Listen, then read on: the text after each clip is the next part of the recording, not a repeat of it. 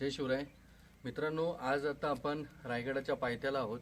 पण छत्रपती शिवाजी महाराज यांनी हे स्वराज्य उभं केलं आणि प्राणांतिक बलिदान देऊन ज्या छत्रपती संभाजी महाराजांनी, स्वराज्य रक्षक संभाजी महाराजांनी हे आपलं स्वराज्य राखलं आणि खऱ्या अर्थानं छत्रपती संभाजी महाराजांना ज्या समाधी दाखवून बदनाम केलं गेलं. छत्रपती संभाजी महाराज हे व्यभिचारी होते, जे स्वराज्य राखण्याच्या काबिल नव्हते, असं जे चित्रपट नाटकं अशी बनवून छत्रपती संभाजी महाराजांना बदनाम केलं. आणि त्याचाच हा एक पुरावा खऱ्या अर्थाने इथं खेद करावासा वाटतोय.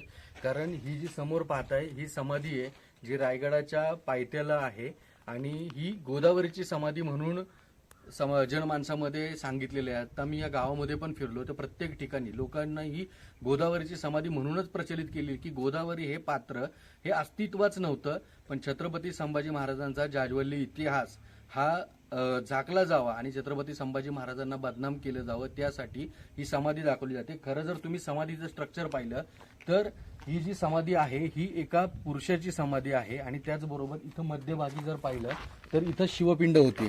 आणि समाधीचं जर शास्त्र जर पाहिलं तर ज्या ठिकाणी शिवपिंड असेल तर ती व्यक्ती ही शैव घराण्यातील असते, शैव कुलातील कैलासाला गेलेली असते. आणि जी महिलेची जर समाधी असेल तर त्याच्यावरती कांकणं वगैरे असतात, पण याच्यावरती तसं काहीही नाहीये. आणि जर तो व्यक्ती हा ब्राह्मण समाजातील असेल तर त्याच्यावरती पादुका असतात, म्हणजे तो वैष्णवाला गेला, वैष्णवांमध्ये गेला असं त्याचा अर्थ होतो. पण खऱ्या अर्थानं ही जी समाधी आहे एका पुरुषाची समाधी आणि ती गोदावरीची समाधी म्हणून दाखवली जाते.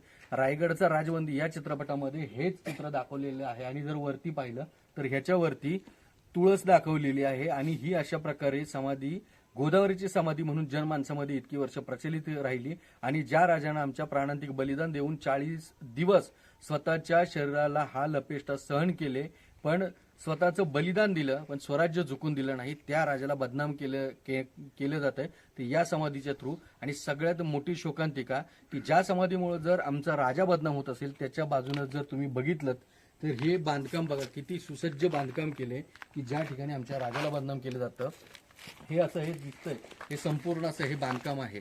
आणि दुसरी खेदाची गोष्ट म्हणजे रायगडावरती जाण्यासाठी किंवा आदर किल्ल्यांवरती जाण्यासाठी पायवाट त्या वाटेने जावं लागतं, कदाचित रस्तेही नसतात.